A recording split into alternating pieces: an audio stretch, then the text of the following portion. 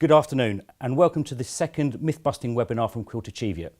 My name's David Butler and joining me today are two colleagues, Laura Breakwell and David Henry, both investment managers out of our London office. So welcome to the hottest day of the year. I'm glad you're watching, and we're going to be talking about probably the most discussed area of financial planning, which is pensions and retirement. And we're going to try and bust open 4 myths all about retirement. And what I'm going to do is just direct my first question to you, Dave, which is something that I get asked a lot, certainly by the younger generation, which is, do I have to start investing for my retirement now? It's years away. Why do I need to be thinking about it today? Well, there are 2 primary benefits to planning for retirement and saving for retirement early in your career. The first really is the effect of compound growth. Compound growth is what happens when you invest over the long term. You're not only seeing a return on the initial amount or the contributions that you put into a portfolio, but you're seeing return on the growth that you've already seen. And the amplifying effect of that means that contributions early in your career, when you're saving for retirement at an earlier stage, are amplified more than those later in your career. To give you an example, if we take the example of a very diligent 21-year-old who starts putting away £100 a month to save for their retirement at 65, you take a slightly less diligent 31-year-old who does exactly the same, invests £100 a month. Both of those individuals see a 5% annual return on that money. The 21-year-old savings will actually be worth twice as much as the 31-year-olds by the point they reach 65. So that's the first reason to start planning early. The effect of early contributions really is amplified due to compound. Twice as much? Twice as much by the age of 65.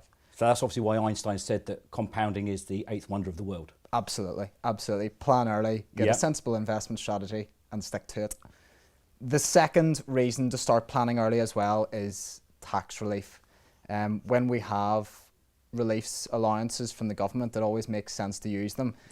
Every year that we contribute to a pension, depending on your income tax status, the government will give you effectively free money to gross up the amount of your pension contribution.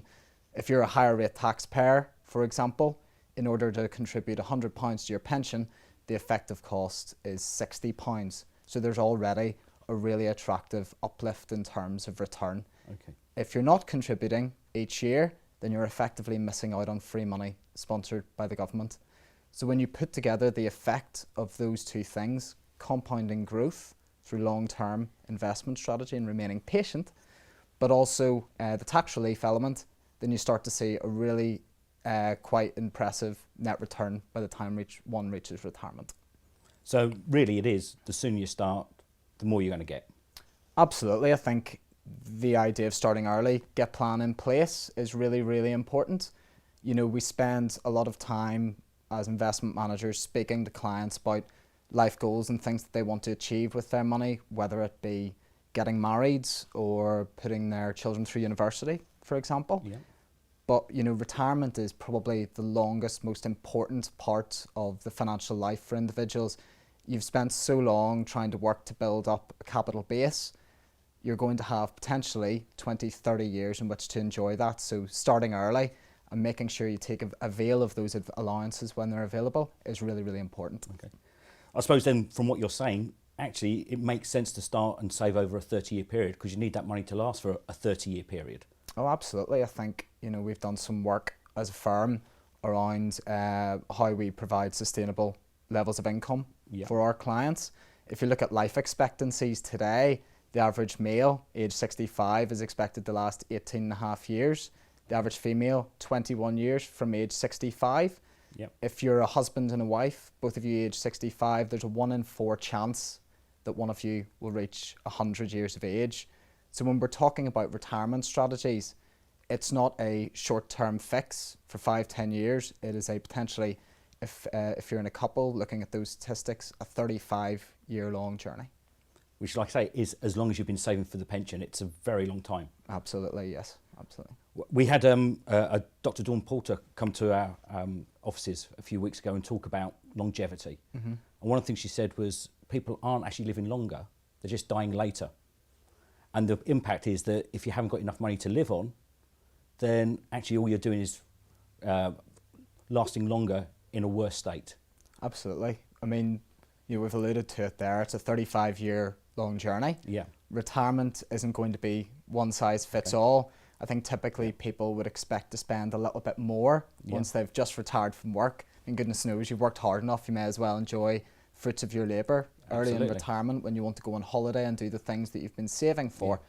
So having a plan, not only to get up to retirement, but when you're in retirement, to provide for those things that you want to do. And from our perspective as investment managers, having an investment strategy that's A, fit for purpose, but B, flexible enough to fit around the lifestyle that you want in retirement is really, really important. But returning to the original question, the earlier you can start to get to the top of that mountain before you start drawing on that capital really does put you in a fantastic position. I take it you agree with everything that Dave said, Laura? Yeah, I was just going to say, actually, just thinking about it from my client's perspective, David's right in that it's the early years of retirement where, you know, you want to go on all these sort of, you know, holidays because you haven't even been able to take 2 weeks off holiday. I'm speaking to clients and they've, you know, at the age of 56, they're having their first 2-week break because they've just been working kind of all guns blazing. Yet when you kind of get sort of late 70s, 80s, that's when you want to be slowing down. But you also want to have a pot saved for when you get to what Dawn Porter's referring to, the part where you might need to consider a care home, and you don't want to be in any old care home. You want to have sufficient provision to be in a nice care home and live in the sort of manner you've been accustomed to, having worked for such a long period of time. So the more we can kind of, you know, help our clients plan now for the future, and whether that be us help them plan and us running portfolios for them, or working in conjunction with a financial advisor to help them plan those cash flows throughout life and not just for today, then, you know, we're obviously delighted to help. Okay. Start early, have a plan, kind of stick to it. Absolutely. A lot of investment is doing the simple things really, really well. And when you look at the mathematics, really those early contributions have a massively amplified effect when you come to retirement. Fantastic. Before I move on to the next question, it's probably a good opportunity to say that if you do have any questions or comments, there is a field underneath the box that you're watching that you can put in any comments. It will come through and I can ask Dave and Laura. So that really kind of moves on nicely to those people that have actually got a pension and say, actually, I'm okay. I don't need to worry about it. I've got some savings in retirement. How would you approach a client that come to you and say, I don't need to worry about that? Well, I think it's important really to step back to basics in that scenario and say, well, let's remember what a pension is. A pension is only a tax wrapper to hold assets within. It's a shelter in that any growth that you make within the pension is tax-free. And I've already mentioned the tax relief that's available when you contribute to your pension. A pension in and of itself isn't necessarily provision for retirement. Following the changes to the regulation in recent years and auto enrolment, the vast majority of the UK population now have a pension. But what's important isn't necessarily just having a pension and ticking that box, it's having the assets within it to provide for retirement when you get to that point of drawing down. Yeah. But I suppose the other concern is that there's a lot of people that think they've got enough because of the state pension, which is what, £168.60 a week. How many of your clients would be able to survive on £168.60 a week? Very few. Very few. And I think that's, you know, the intention of the government is increasingly moving the risk onto the individual to provide for the sort of retirement that they want. You know, particularly when you consider what annuity rates have done over the last 10 years and where bond yields are today, it's becoming increasingly harder to generate a relatively risk-free income from one's pension compared to what it was, certainly. Okay. So you're saying that actually you need to start putting risk back on the table when looking at retirement?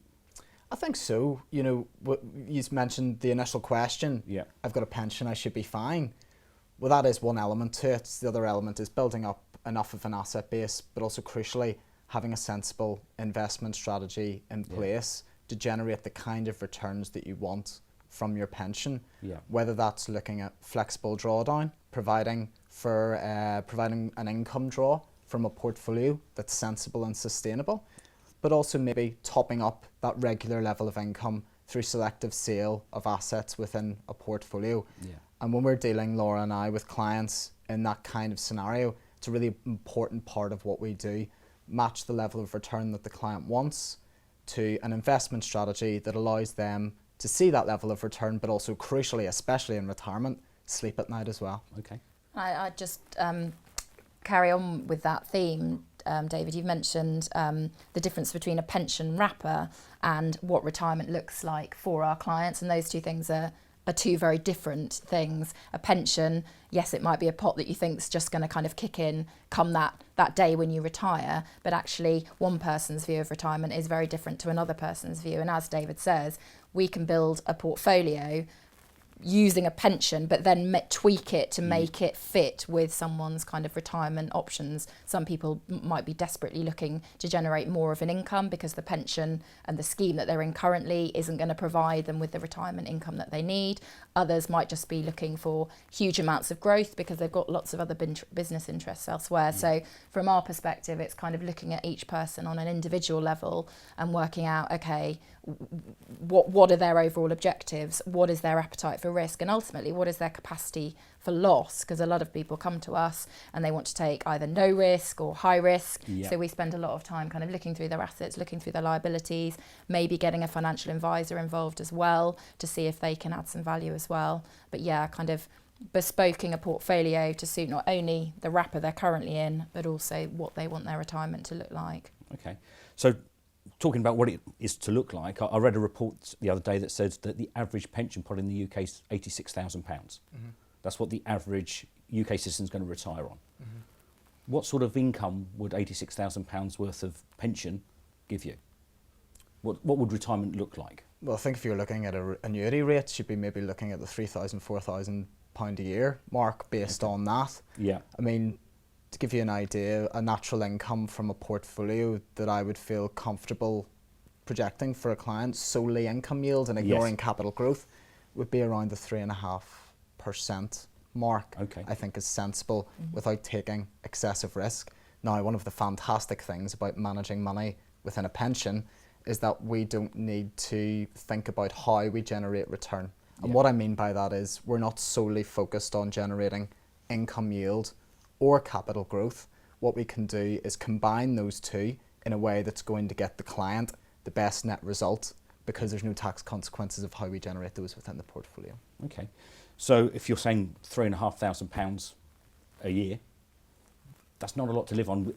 Even if you put the state pension on top, what if I wanted more than that? What if I wanted, say, £45,000? How much would I need to save to really give that level of income?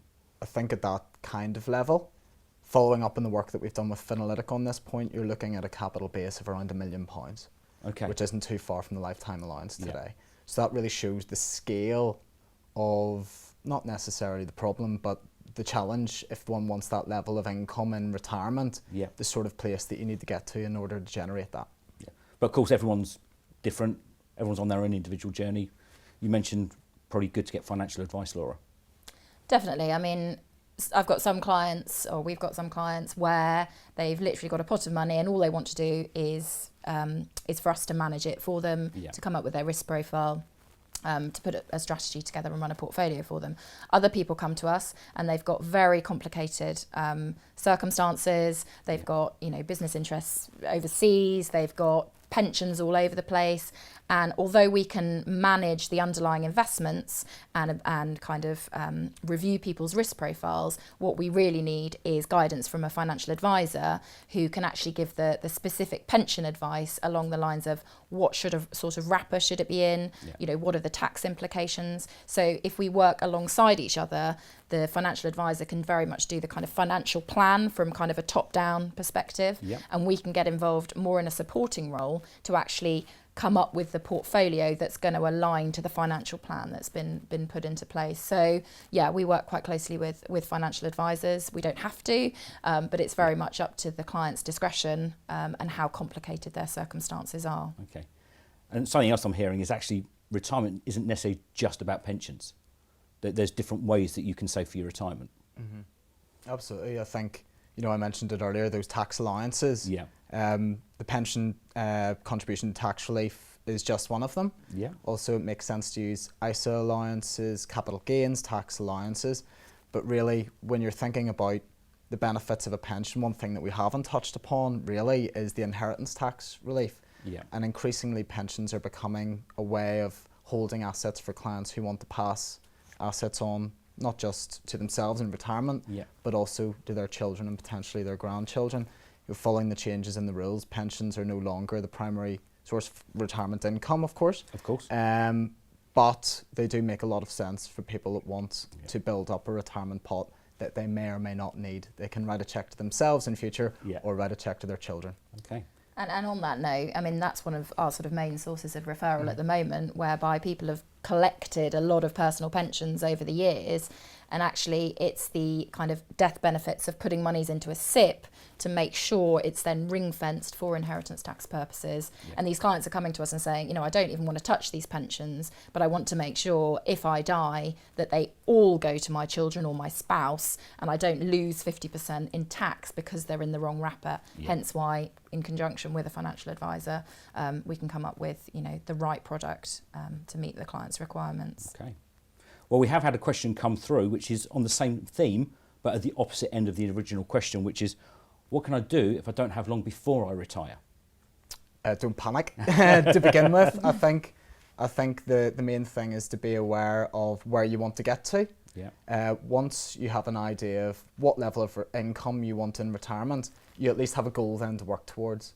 Once you've established that, I really would recommend speaking to a financial advisor on that point to seek professional guidance on not just investment strategy, but the kind of steps that you can take in the short term to maximise your chances of getting to where you want to be. You know, certain options in that scenario would be maybe delay retirement, not necessarily going to be required, but really do consider taking professional advice.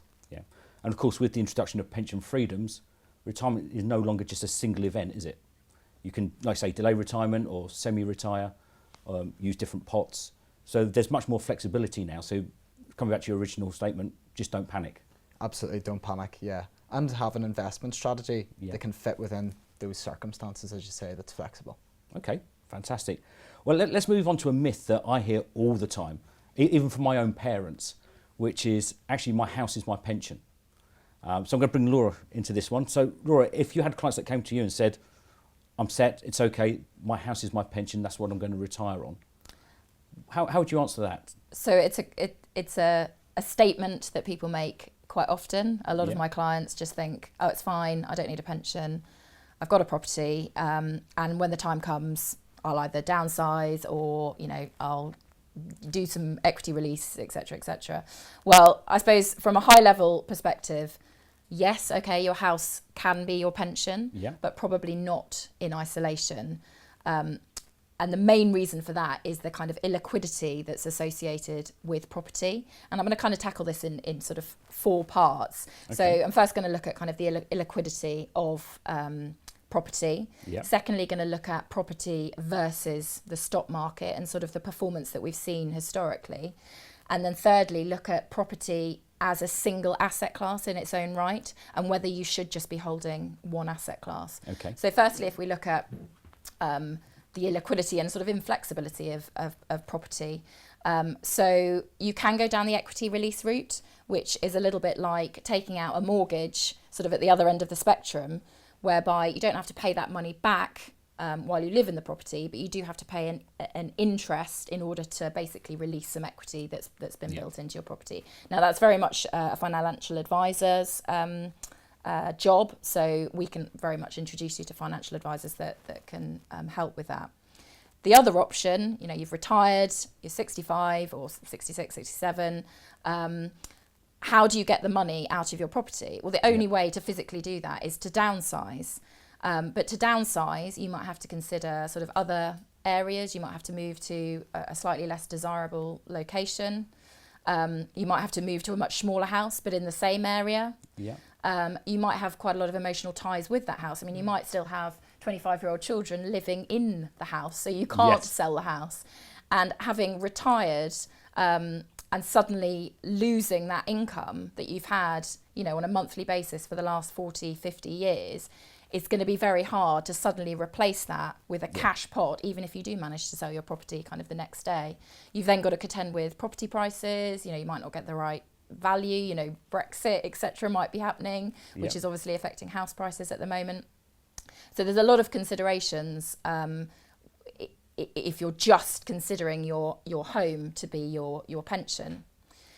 The second thing to look at is kind of the performance of house prices over the years. So historically, if you'd bought a property that 40, 50 years ago, yes, it probably would have increased in value. But along the way, over the last 50, 60 years, we've seen house price crashes. But at the same time, we've seen stock market crashes. Yeah. And if you look back to around about 1989, over the last 30 years, if you'd had your money in an investment portfolio, so for example, if you'd been following the FTSE 100, which is the largest 100 companies headquartered in the UK, you would have actually outperformed the housing market almost by 3 times. Really? So although stock markets fall and property falls, the stock market usually recovers much more quickly. Yeah. And hence goes back to my point about illiquidity. It's much easier to get your money out of the stock market, albeit at the right time, than it is to get your money out of property. I think the third key thing is property as an asset class. So we've talked about building bespoke portfolios for our clients. Yes. We would never just build a portfolio of stocks or shares or whatever, equities, whatever you want to call them. And we'd never just put it into one share. But if you think about property, you're effectively putting all of your eggs into one basket and just buying one property that is kind of reliant on someone wanting to buy that property. When you're investing in shares, so big companies like AstraZeneca, Tesco's, National Grid, these are all tradable shares that other people want to buy and sell all of the time. And yes, they will go up and yes, they will go down. But ultimately, we can build a portfolio that will meet the income requirements that you need. So obviously you want some capital growth in there, but the dividends that those companies are going to give to you are going to produce a very regular level of income. And therefore, if you've got a combination of a stock market portfolio and property, then you're going to be much safer kind of in the long run, because basically you're diversifying your overall portfolio. The other thing is, and I suppose something we always speak to clients about, we've talked about assessing their assets and liabilities. A big thing is to look at what percentage of one's portfolio is in property already. So we've talked about your home being your pension. Yes. I'm sure a lot of people watching have got buy-to-let properties, other maybe commercial properties that are perhaps paying them a rental income. And that's great, as long as you haven't got everything in property and you've got other types of asset class as well, then you will be fine. Okay. I'll come back to buy-to-let, but I want to bring Dave in at this stage. Mm-hmm. We invest in property at Quilter Cheviot, and it's going to be in a lot of clients' portfolios. Mm-hmm. So what's the difference between the properties that we invest in and just having your own property and downsizing it and selling it for your retirement? Very good question. I mean, something that we're pretty aware of as investment managers, and I think you have to be, is the percentage of people's overall assets that are in property, typically, because main residence often will make up a significant percentage of the overall asset base. That's something you need to be aware of. You don't necessarily want to have portfolios that are too geared towards UK house prices, for example. Yeah. So when we're looking at property, it's not just residential property. Quite often we'll look at other areas such as commercial property, industrial warehouses around the company, and infrastructure assets as well. We're trying to get exposure that gives us another egg in another basket without being too aligned with UK house prices as well, particularly with Brexit on the horizon. I thought we'd get away with that, mentioning the B word. So coming back to buy-to-let, like I said, we've got a lot of clients that do have their own buy-to-let properties. They see that as a diverse portfolio because they might have more than one. Mm-hmm. What are the issues surrounding buy-to-let as a retirement plan? I think if you compare and contrast, we mentioned the tax reliefs that are available earlier when you put money into a pension, what's actually available, and some pretty generous reliefs from the government with the direction that buy-to-let seem to be going now. The loss of mortgage relief, for example. Okay. It seems to me to be relatively clear what direction the government wants you to go when you're saving for your retirement. The performance of investment assets versus buy-to-let assets is a known unknown right now if we're looking at a 10, 15-year view. But what we do know now is the tax environment, Yep. and we can avail of the one that's more generous to us at the moment, which to me seems to be not buy to let. Yeah. I suppose we also have to consider the charges involved in buying properties, maintaining properties. If they're of a void, if you haven't got anyone renting it, there's no income there. So they're I suppose the other things that need to be considered, aren't they? Yeah, and if you've got sort of, estate agents managing those properties, it's have you got the time to run it? Do you need to get an external agent involved? The cost of getting that external agent involved, etc., etc. So there are pros and cons, but I suppose the key thing is diversification. By all means, have a buy-to-let property portfolio to a degree, but look to have a pot of cash for emergencies. Have some fixed-term bonds, have some premium bonds, have your investment portfolio, which has got a combination of stocks, gold, fixed interest, and make sure that you've got all bases covered, because at the end of the day we haven't got a crystal ball and we don't know what's going to happen in each market. So very much the same theme as our last myth busting, which is diversification is key. Don't have all your eggs in one basket. Make sure you've got a broad range of assets, especially if you're looking for income in retirement. Absolutely. Okay. I want to come back to something that you mentioned, Laura, a couple of times, which is risk profiling and understanding what your risk is. How can a client understand what level of risk that they can take and what's acceptable to them and what's comfortable for them? How would you go about assessing that risk? Well, the first thing to say is that we don't just have a questionnaire with sort of a tick box exercise. It's very much a discussion because each client is completely different. The first thing we do is we look at their assets and their liabilities, and we look at where their assets currently sit. That gives us a steer on what percentage of the portfolio of their assets are they looking to put into the stock market, for example. We've then got a list of in-house risk profiles whereby we're starting from sort of the lower end all the way through to sort of the higher end with quite a few different risk profiles in the middle. And what I would always do is show the clients the risk profiles and the jargon associated with it, because everyone has a different perception of what risk is and what medium or higher or lower to medium means to them. What we then do is actually explain that risk is determined by the percentage of the percentage exposure you have to the stock market versus other asset classes that are considered safer, such as fixed interest and alternatives, which encompasses everything to do with infrastructure, gold, property, absolute return funds. And for example, if a client was to opt for, say, a medium level of risk, we'd probably only be looking to put about 70 to 75% of their portfolio in the stock market, so that the other asset classes can actually balance out any sort of volatility. And by volatility, I mean, how much it goes up by and how much it goes down by, and sort of balance out that volatility with the other asset classes. The key thing to note is that risk profile is kind of never set in stone. Someone in a very early stage of their career might have a much higher risk profile because they can afford a greater capacity for loss at an early stage in their career because they've got lots of earnings potential. Someone later in life might downgrade their risk profile to more of a defensive play because actually they're at a capital preservation stage and they need to take a bit of risk off the table but still be able to create a level of income by investing in the stock market, which is where we can get those lucrative dividends from. Okay. I think it really comes back to time horizon and the amount of time that you have to ride out those peaks and troughs, as Laura says. If you believe in markets over the long term, the trend is upwards rather than the reverse, but you do have these short-term fluctuations. If you have that investment time horizon, we mentioned earlier, potentially 35 years for people in retirement, you do have that time to ride out those fluctuations, and therefore you can afford to take on a level of risk. Perfect. Thank you very much, both of you.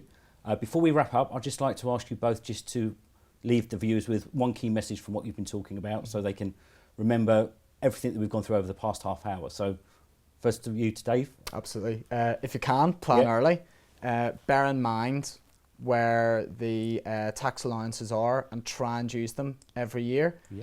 Get a sensible investment strategy in place and stick to it. And if you feel uncomfortable doing any of those things yourself, do speak to a financial advisor or an investment manager. Okay. Laura, I did ask Dave for only one thing, but... So yes, you can consider your home as part of your retirement planning, Yep. but very much not in isolation.